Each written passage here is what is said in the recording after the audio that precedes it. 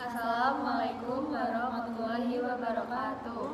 Perkenalkan, Kami dari kelompok 7 yang beranggotakan saya Aurelia Haris Maharsya Putri NIM belakang 032, saya Selesa Putri NIM belakang 074, dan saya Silma Abdul Agustin dengan NIM belakang 153. Di sini kami akan menampilkan video yang menjelaskan materi hukum agraria tentang ketentuan-ketentuan konversi. Tanah merupakan karunia Tuhan Yang Maha Esa untuk dipergunakan dan dimanfaatkan menurut hak serta kewajibannya yang berimbang.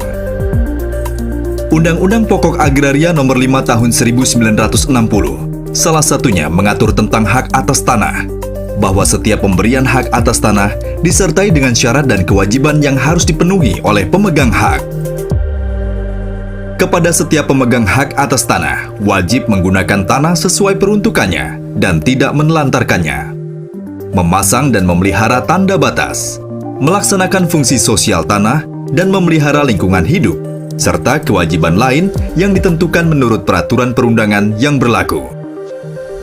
Pemegang hak atas tanah wajib memanfaatkan tanah dan memenuhi kewajibannya. Jika tidak dipenuhi, maka hak atas tanahnya akan hapus dan dibatalkan. Selanjutnya, pemerintah akan menata kembali struktur penguasaan, pemilikan, penggunaan, dan pemanfaatan tanah yang lebih berkeadilan. Saat ini merupakan era pengendalian. Pemerintah melakukan pengendalian pertanahan secara terus-menerus melalui pemantauan dan evaluasi terhadap hak atas tanah, sehingga tercipta pemanfaatan tanah yang optimal yang dapat meningkatkan nilai ekonomi tanah. Dengan demikian, akan terwujud tanah untuk sebesar-besarnya kemakmuran rakyat. Kalau kita nggak diredis, ya makan agraria ini sebenarnya mencerminkan adanya terjadi land grabbing atau perampasan tanah.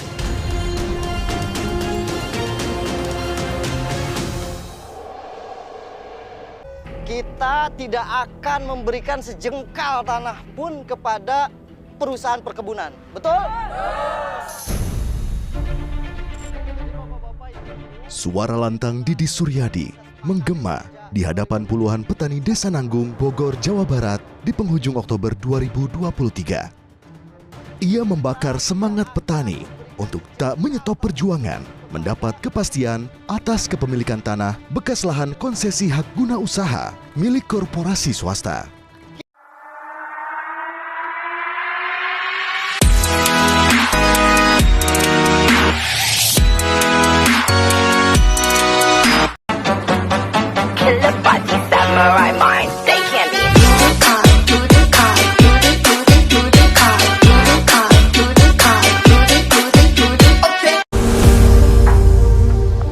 Indonesia merupakan negara agraris dengan luas sawah sebesar 7,1 juta hektar.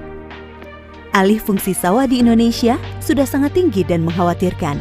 Hampir 200.000 hektar sawah per tahunnya beralih fungsi menjadi tanah non-pertanian, menjadi kawasan perumahan, industri, komersial, dan lain-lain. Sedangkan penciptaan lahan cetak sawah baru rata-rata hanya 60.000 hektar per tahunnya dan butuh waktu yang lama. Untuk mengendalikan kegiatan alih fungsi sawah, saat ini pemerintah terus melakukan verifikasi terhadap lahan sawah untuk menetapkan lahan sawah yang dilindungi. Lahan sawah dilindungi adalah seluruh lahan sawah yang ditetapkan untuk dipertahankan bagi kemandirian, ketahanan, dan kedaulatan pangan nasional. Mari kita sama-sama menjaga sawah kita dengan menjaga kesuburan dan mengusahakannya secara aktif.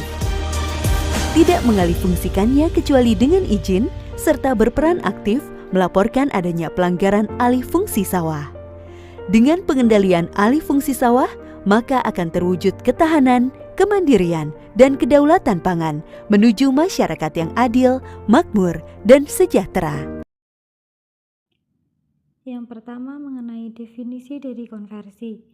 Kata konversi berasal dari bahasa Latin convertera yang berarti membalikkan atau mengubah nama dengan pemberian nama baru atau sifat baru sehingga mempunyai isi dan makna yang baru. Sedangkan pengertian konversi dalam hukum agraria adalah perubahan hak lama atas tanah menjadi hak baru. Sebelum UU PA berlaku, tanah di Indonesia dualisme, yang satu bersumber dari hukum adat dan yang satunya lagi dari hukum barat. Dengan berlakunya hukum agraria yang bersifat nasional, UU PA, maka tanah-tanah tersebut harus diselesaikan melalui konversi. Selanjutnya mengenai dasar hukumnya, adapun yang menjadi landasan hukum konversi terhadap hak-hak atas tanah yang ada sebelum berlakunya UU PA pada tanggal 24 September 1960 adalah bagian kedua dari UU PA, yaitu tentang ketentuan-ketentuan konversi yang terdiri dari 9 pasal, yaitu pasal 1 sampai dengan pasal 9.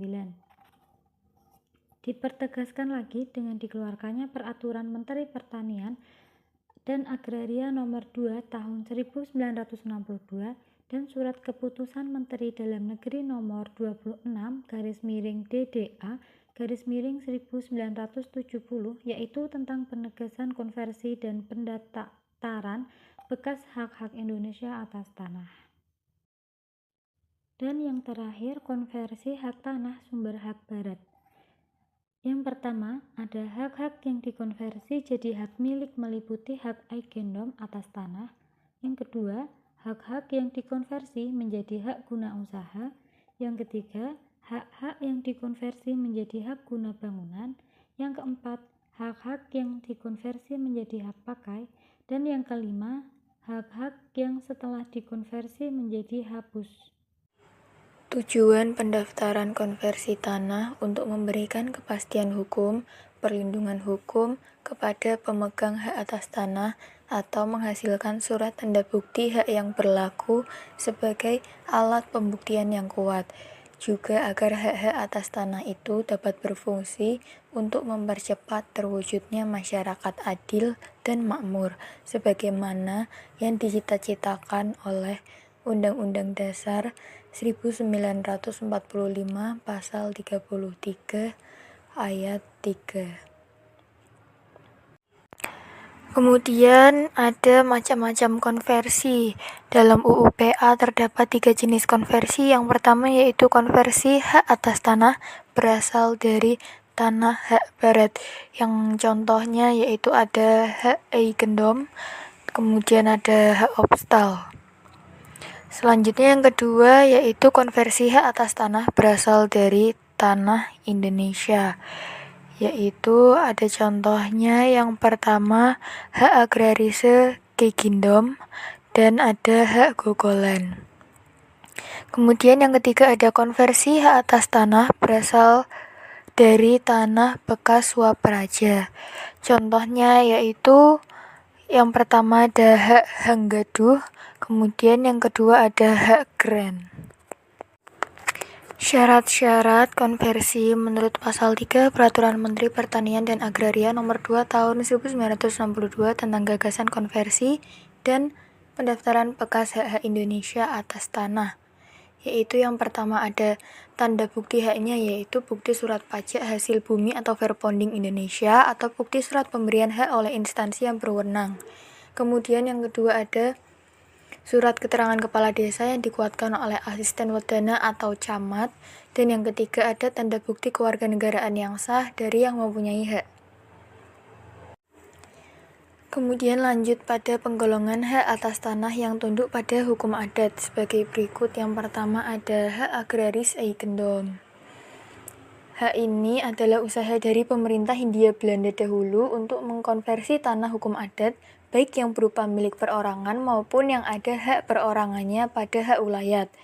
Dan jika disetujui sebagian besar dari anggota masyarakat pendukung hak ulayatnya, tanahnya dikonversikan menjadi agraris eigendom. Yang kedua ada Grand Sultan. Ini terdapat di daerah Sumatera Timur, terutama di Delhi, yang dikeluarkan oleh Kesultanan Delhi, termasuk bukti-bukti hak atas tanah yang diterbitkan oleh para datuk yang terdapat di sekitar kota Madya Medan. Di samping itu masih ada lagi yang disebut Grand Lama, yaitu bukti hak tanah yang juga dikeluarkan oleh Kesultanan Delhi. Kemudian yang ketiga ada Land Regent Bezi Trecat Alti Durende Erpah, yaitu hak-hak usaha atas bekas tanah partikelir. Cukup sekian penjelasan materi dari kelompok kami, semoga dapat dipahami. Kurang lebihnya kami mohon maaf. Wassalamualaikum warahmatullahi wabarakatuh.